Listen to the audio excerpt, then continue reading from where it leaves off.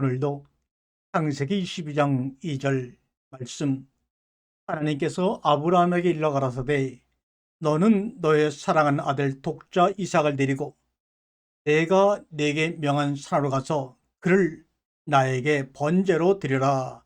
나는 이 말씀을 가지고 오늘 네 번째 시간을 갖도록 하겠습니다. 이 네 번째 시간을 통해서 우리에게 결론 내려지는 것은 아들 이삭을 바치라는 요구를 하시는 하나님과 바치는 자의 구별이 완전히 무너져 내려 지성소 안에서 하나가 된 아름다운 사랑의 화음이 울리는 그러한 해핑 엔딩으로 끝나는 것을 오늘 이 시간에 말씀을 통해서 여러분은 경험하고 누리고 듣게 될 것입니다. 이 성경을 보면 하나님께서 아브라함에게 너의 사랑하는 이삭 아들 독자를 내게 바쳐라. 그 일이 무슨 일 때문이라고 이유를 말씀하지 않았습니다. 그것은 사랑 때문에 일어난 일이다라고 아버지는 말씀하지 않았습니다. 그러나 말하지 않았다고 해서 있었던 일이 없었던 일이 되거나 없었던 일이 있었던 일이 되는 것은 아닙니다. 말하지 않은 것이 더 크게 말하는 방법이 되는 말이 있습니다. 바로 사랑의 말이 그렇습니다. 무엇보다 사랑은 말해줘야 합니다. 예컨대 말하지 않은 것과 같은 방식으로 말해줘야 합니다. 그것은 사랑 때문에 일어난 일이다. 사랑 때문에 시작되었고 사랑 때문에 이루어지고 완성되었습니다. 나는 아버지가 명한 대로 장작에 누웠습니다. 아버지 아브라함은 칼을 들었습니다. 그런데 그때 하나님은 놀라서 소리치는 소리가 내 귀에 들려왔습니다. 그 아이에게 아무 일도 하지 말아라. 그 아버지가 나를 향해 칼을 내려치는 그런 모리아성의 현장에서 신기하게도 마음을 졸이고 어쩔 줄 몰라 하신 분은 아브라함 아버지도 아니고 나 이삭도 아니고 그 일을 요구하신 하나님 자신이었다는 것을 알게 되었습니다. 그 아이에게 아무 일도 하지 말라는 다급한 그분의 목소리를 듣고 말입니다. 드디어 바치라는 명령은 아무 일도 하지 말라는 명령으로 대체가 되었습니다. 바치라로 시작된 사건은 아무 일도 하지 말라로 끝나고 말았습니다. 너 선악을 알게 하는 나무를 먹으면 죽어라고 시작된 에덴 동산의 선악과 사건은 십자가에 달리신 예수 그리스도를 통해서 먹어야 산단다. 안 먹으면 죽으로 대처가 되었습니다. 이것이 바로 에덴의 중심이요 하나님의 마음입니다. 바치라가 먹으면 죽어라가 사랑인 것처럼 아무 일도 하지 말아라. 안 먹으면 죽어라는 것도 사랑입니다. 그 순간 아브라함 아버지는 탈진해서 쓰러졌고 나는 이미 죽은 것이나 마찬가지였으므로 꼼짝하지 못하고 오랫동안 장작더미 위에 올려져 있었습니다. 아버지의 말씀대로 되었습니다. 그분이 나에게 너를 바치라고 요구하셨으니 그분이 아련하실 테지라는 이 말입니다. 바치라는 요구를 하는 자가 바칠 것을 준비하는 게 옳다는 이 문장은 바치라고 요구하는 자, 즉 바침을 받는 자와 바치는 자의 구별을 없애버리는 효과가 났습니다. 성소와 지성소를 가르니 휘장의 커튼이 양쪽으로 갈라져 하나가 되었던 것처럼 말입니다. 바침을 받는 자가 동시에 바치는 자가 되는 현상 기적이 일어났습니다. 에덴 동산의 안과 밖과 안의 구별이 없어지는 순간이지요. 간혹 바칠 것을 요구하는 하나님은 실은 항상 바치는 분이십니다. 바칠 것을 요구할 때 그분이 받으려 하는 것, 받기 원하는 것은 그가 늘 마련한 것이지 다른 것이 아닙니다. 우리가 가진 이 땅의 모든 것이 받은 것, 그분이 바친 마련한 것이므로, 그분이 지으신 것이므로 우리는 다른 것을 바칠 수가 없습니다. 우리는 그분이 바친 마련한 것 가운데서 어떤 것을 바칠 수 있을 뿐입니다. 우리는 그분이 바친 마련한 것 가운데서 어떤 것을 바치거나 바치지 않거나 할 뿐입니다. 하나님은 너의 아들, 너의 사랑하는 외아들까지도 바치는 걸 보니 내가 나를 사랑하는 줄 이제 확실히 알겠다라고 아버지 아브라함에게 말씀하십니다. 그 아브라함 아버지에게 한 말을 나도 들었습니다. 이 말은 참으로 놀라운 말입니다. 그분이 요구하셨으니 그분이 마련하실 테지 하고 한 아버지의 말만큼이나 놀랍습니다. 하나님 아버지는 지금 이 사건을 통해서 사랑의 고백을 망설임 없이 하고 계시는 겁니다. 이 모든 일이 사랑 때문에 일어난 일임을 스스로 고백하고 계신 겁니다. 사랑하는 이의 사랑을 확인하려는 마음보다 더 간절하고 절실한 것이 없습니다. 시험이라고 하는 비순수의 형식을 취하고 있는 이 사랑보다 더 순수하고 큰 사랑은 없습니다. 비순수를 통해서 표현될 수밖에 없는 종류의 순수가 있습니다.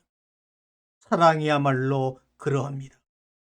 심지어 순수한 사랑일수록 그 표현이 더 순수하지 않아지는 아일러니가 발생합니다.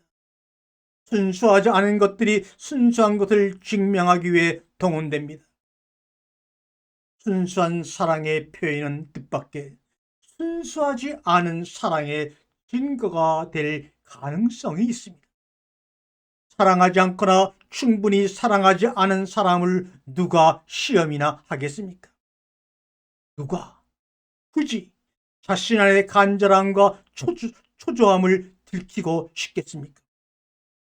먼저 사랑하는 자기 사랑을 시험합니다. 먼저 사랑하는 자가 자기의 사랑을 시험합니다. 사랑을 시험하고 있는 자는 이미 사랑하고 있는 자입니다.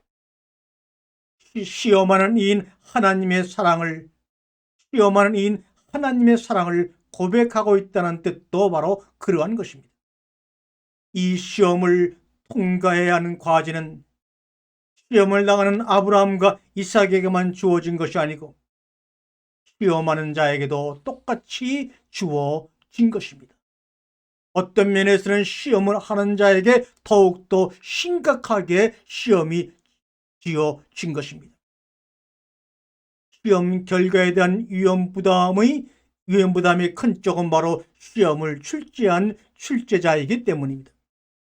시험 받는 자가 이 시험을 통과하지 못하는 것은 이 시험이 사랑의 시험, 즉 이미 사랑하고 있는 자가 상대 역시 자기를 사랑하는 만큼 사랑하고 있는지를 알아보려는 시험이므로 시험하는 자가 사랑의 확증을 받지 못하는 것을 뜻하기 때문입니다. 자기가 사랑하는 만큼 자기를 사랑하지 않는다는 사실을 통보받는 셈이기 때문입니다.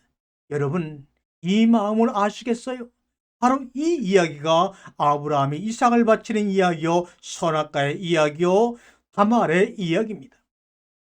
그러므로 시험이 진행되는 동안 시험 출제자는 시험당하는 자가 이 시험을 통과하지 못할까봐 마음이 조마조마하고 안절부절 못하게 됩니다. 시험하는 자가 시험당하는 자보다 덜 고통스럽다고 말할 수 없어요. 그렇다면 여기서 진정으로 시험당하는 자는 아브라함일까요? 아담일까요? 누구일까요? 아니죠. 하나님 자신입니다. 바치라고 요구하는 방법으로 기꺼이 바치기를 하고 있는 이 하나님은 시험을 함으로써 시험을 당하고 있는 것이 아닙니까? 더욱 곤란하게도 이 시험은 자신의 실력과 의지로는 통과할 수 없습니다. 하나님의 시험 통과 여부는 철저하게 인간인 아브라함의 시험 통과 여부에 달려 있습니다. 하나님은 인간인 아브라함 아버지에게 천적으로 의존하지 않을 수가 없습니다. 이 말대로 안 되는 상황, 이 성금의 극치. 그런데도 뭐요? 기도해서 응답받겠다고요? 하나님을 금송아지처럼 부리겠다고요? 이거 정신이 온전한 자치고 이런 말을 할 수가 없는 겁니다. 이것이 원죄라고요? 이것이 믿음을 시험하는 것이라고요? 이런 말은 이제 그만하고 입을 닫아야 합니다.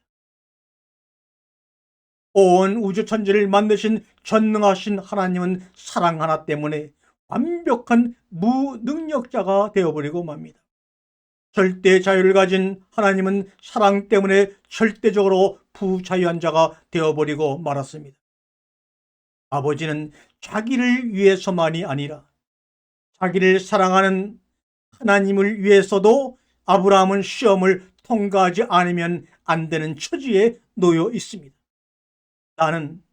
나 이삭은 이 시험에서 그럼 제되어 있었을까? 아니, 나는 이 시험이 나를 위한 시험이기도 하다는 사실을 하나님의 다급한 목소리를 듣고 깨달았습니다. 그 아이에게 아무 일도 하지 말라. 하나님이 아브라함에게 아무 일도 하지 말라고 지시한 그 아이는 바로 나하고 여러분이고 여러분입니다.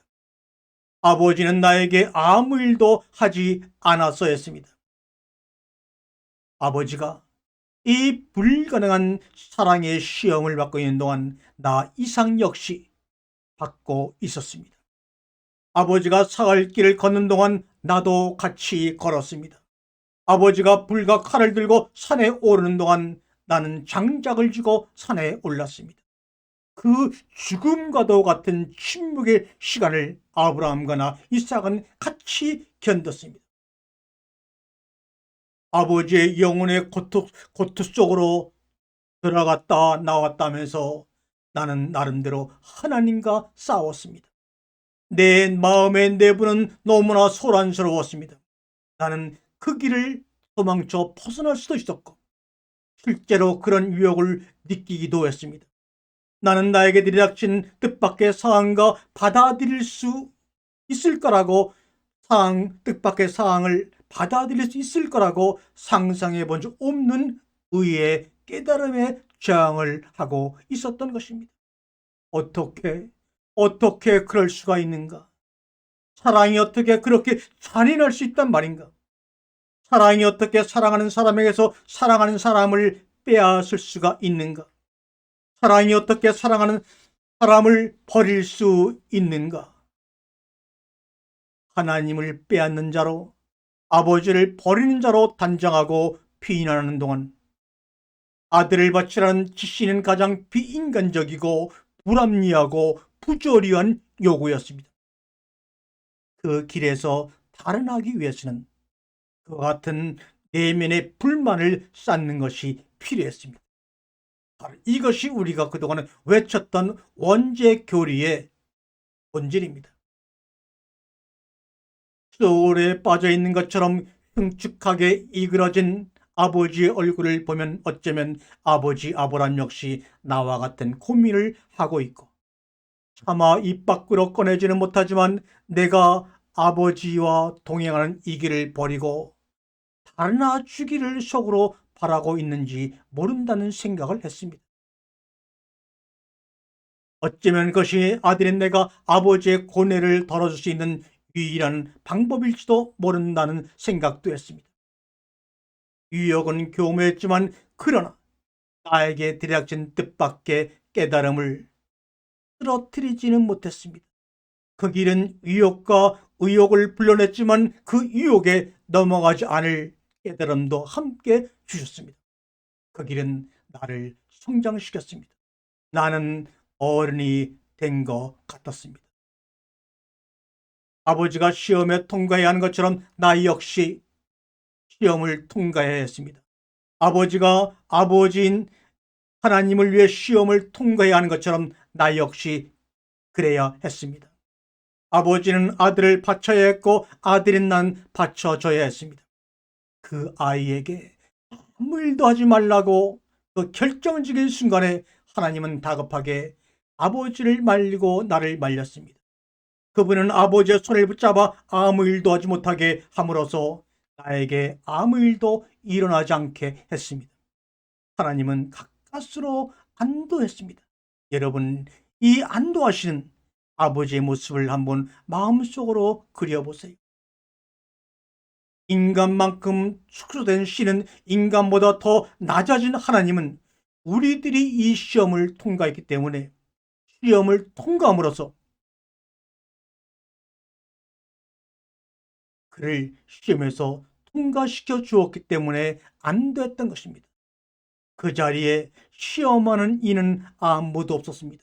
그 자리에 성곽은 자리를 잡지 못했습니다. 사랑은 시험하는 것이 아닙니다. 사랑은 시험을 뛰어넘는 것도 아닙니다. 사랑은 시험 속으로 뛰어드는 것이기에 참으로 무서운 것입니다. 참으로 무서운 것입니다. 아멘.